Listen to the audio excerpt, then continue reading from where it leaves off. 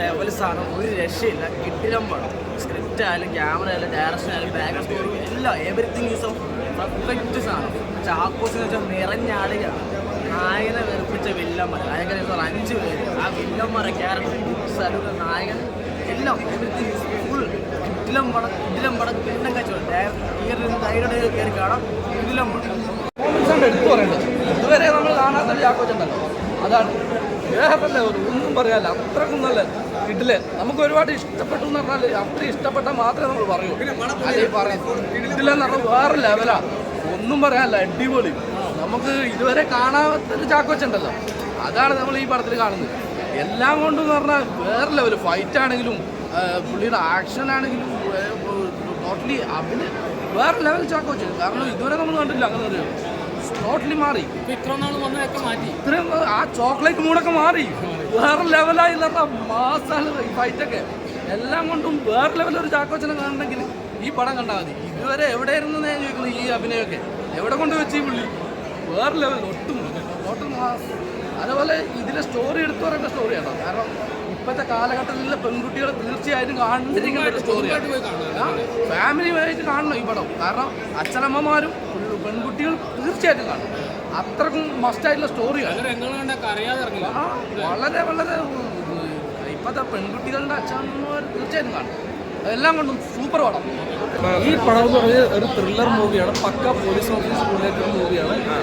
Especially family ആയിട്ട് ഒരു തിയേറ്ററിൽ ഒന്ന് കാണാൻ പറ്റിയ മൂവിയാണ്. ഇപ്പോൾ പണ്ടൊക്കെ പറയുന്നത് ചാക്കോത്തിന് പോലീസ് ടൈപ്പ് ഒന്നും പറ്റത്തില്ലെന്ന് പറയുന്നൊരു കാലം ഉണ്ടായിരുന്നു.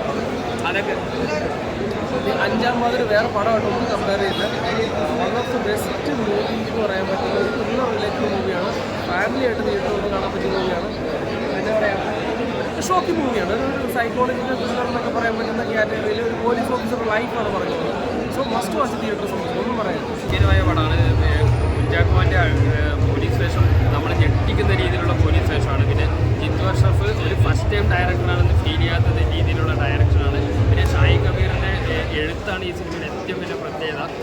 ഒരു നല്ലൊരു കുറ്റാന്വേഷണ കഥക്കൊപ്പം തന്നെ കുഞ്ചാക്കോൻ്റെ പ്രിയാമണി അവരുടെ ആ ഒരു ഫാമിലി ബാക്ക്ഗ്രൗണ്ട് കാണിച്ചത് എല്ലാം കൊണ്ടും അതിഗംഭീരമായ ഒരു തിയേറ്റർ വാച്ചാണ്.